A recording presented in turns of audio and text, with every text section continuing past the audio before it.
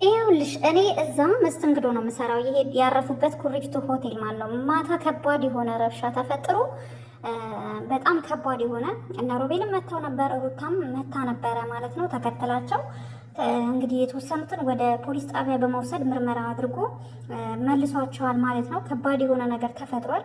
ሄርሜላ እና አብርሽ የምታያቸው ሰዎች እኔ ዩቱብ ላይ በፊት ነው የማውቃቸው እና ከባድ የሆነ ነገር ትንሽ ተፈጥሯል እዛ ሆቴል ውስጥ ማለት ነው። እባክሽን እባክሽን ፎቶዬንም እንዳለጥፊ ስሜንም እንዳታነሺ። ነገር ግን ቪዲዮ ሁሉ ለመቅረጽ ፈልገው ነበረ። ቪዲዮ መቅረጽ አይቻልም ብሏቸዋል ፖሊሱ ማለት ነው። አብርሽ ኦልሬዲ ትንሽ እነ ሮቤል መተውታል። ትንሽ የሆነ እንትን ግጭት ነገር ተፈጥሯል ማለት ነው። እኔ እዛ ሆቴል ውስጥ ነው የምሰራው። ኦልሞስት ከመጡ ሄርሜላና አብርሽ 4 ቀን 5 ቀን ሆኗቸዋል እዚህ ሆቴላችን ላይ ካረፉ ማለት ነው። በጣም ከባድ ሁኔታ ነው። ሩታ እያለቀሰች ነበረ። እኔ በፊት ነው የማውቃቸው፣ ዩቱብ ተከታታያቸው ነኝ። እኔ እዛ ሆቴል ውስጥ መስተንግዶ የምሰራ ልጅ ነኝ ማለት ነው። እንግዲህ በጣም ነው የሚያሳዝነው። ሩታ በጣም ታሳዝናለች። ወረቀቱም አልቀበልም ብሎ ፊቷ ላይ ቀዶት ነበር። በኋላ ግን ፖሊስ መጣ። ግብ ግብ ሲፈጥሩ እንግዲህ ያለው ነገር ይሄ ነው። በጣም ነው የሚያሳዝነው። ሴት ልጅ ላይ ብዙ ግፍ አይቻለው፣ የዚች ግን ይለያል። እንግዲህ እንደሰማችሁት ነው። እነዚህ ወራዶች ልክስክሶች ማለት ነው ከሀገር ሊወጡ ነው። ማንና ማን? ሄርሜላና አብርሽ ፕሮሰስ ላይ ናቸው። ፕሮሰስ ላይ ደግሞ እንደሆኑ ደግሞ በድብቅ የሚያስኬዱት ደግሞ ለምንድን ነው? ሩታ ንብረቷን እንዳትካፈል፣ ፍቺ ከፈጸመች ንብረቷን መካፈል፣ ያለ ፍቺ ንብረት መካፈል ስለማይቻል ንብረቷን ለመካፈል እያደረገች ያለውን ነገር እሱ ደስ ስላላለው ንብረቷን ላለማካፈል በድብቅ ፕሮሰስ ላይ ነው ከሀገር ሊወጡ ማለት ነው። እነዚህ ወራዳ ልክስክሶች ማለት ነው። እና አብርሽ አንተ ባለጌ ወራዳ፣ እነ ሮቤል ስለመጣችሁ በጣም ደስ ብሎኛል። በጣም ደስ ብሎኛል። ሄርሜላ እኮ አብርሽን እኮ አትወደውም። ሄርሜላ አብርሽን አትወደውም፣ ግን የምትፈልገው የአብርሽን ንብረት ነው።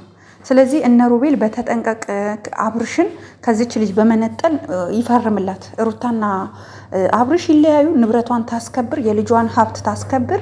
ወደ ሀብት ነው፣ ወደ ንብረት ክፍፍል ነው።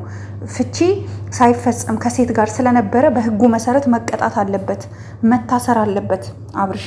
ምክንያቱም የልጇን የራሷን ሀብት የደከመችለትን የለፋችበትን ከማንም አንዲት አለሌ ሴት ከሄርሜላ ጋራ በየሆቴሉ በየሪዞርቱ ሊዝናናና ብሯን ሊጨርስ አይገባም በፍጹም።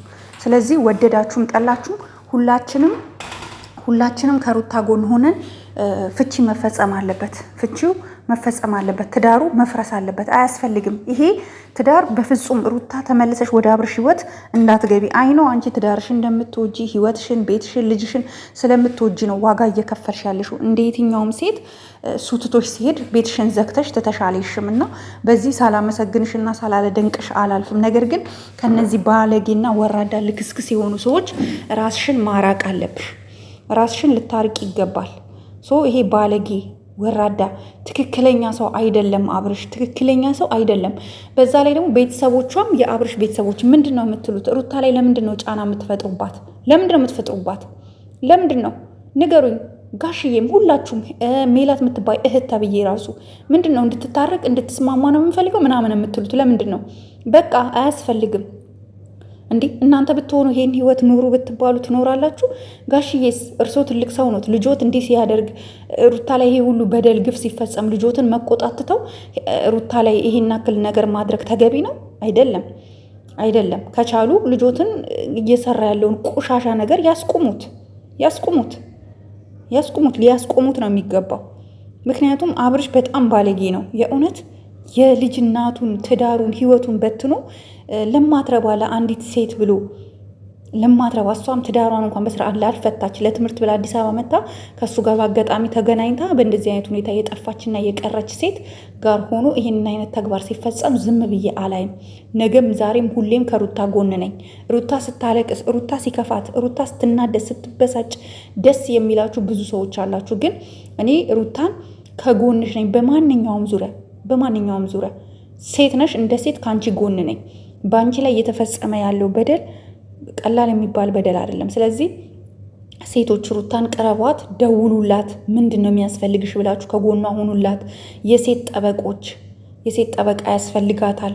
ስለዚህ ይህንን ነገር ልንመለከተው ይገባል ነው ምለው ማለት ነው ጋይስ። እና ደውሉላት። እስፔሻሊ ሴት ጠበቆች፣ ፍርድ ቤት የምትሰሩ ሴቶች እሷ ላይ እየተፈጸመ ያለው ግፍ ሊቆም ይገባል። እንደ ሴት ይህ ግፍ ማቆም አለበት። ከዚህ በላይ ግፍ ሊደረግባት አይገባም። ሴት ናት። እንደ ሴት ልናከብራት፣ እንደ ሴት ልንወዳት ነው የሚገባው። እንደ ሴት ከጎኗ ልንቆም ነው የሚገባው። አንዲት ባለጌ ሴት መጥታ የእሷ ትዳር ላይ ትዳር ሳይፈርስ ማንም አያስገድደውም። አብርሽ ግን ትዳሩን ያፍርስ፣ ንብረቷን ያካፍላት። ከማንም ሴት ጋር እንደፈለገ ኩሪፍቱ ባህር እያለ በየሆቴሉ በየምኑ በየገስት ሃውሱ ከሚገለባበት ንብረቷን ያካፍላት። በቃ እኔ ይሄ ነው ልል የምችለው። አላቅም ምን እንደምላችሁ። የእውነት ጋይስ በጣም ተናድጄ ስለተበሳጨሁኝ ነው። በጣም ይቅርታ። እኔ ምን እንደምል አላቅም። ኤንዌይስ ጋይስ ላይክ፣ ሼር፣ ሰብስክራይብ አድርጉ። በሌላ ቪዲዮ እስከማገኛችሁ ድረስ ሰላም ዋሉልኝ። እስኪ እኔም አንዲት ሴት ጠበቃለች፣ አናግርላታለሁ። ያለውን መልስ እነግራችኋለሁ። ሴቶች ግን ነቃ ደንገጥ ብላችሁ ከሩታ ጎን ቁሙ። የማንም አለሌ መጫወቻ መሆን የለባትም ሩታ። በቃ ጨርሻለሁ።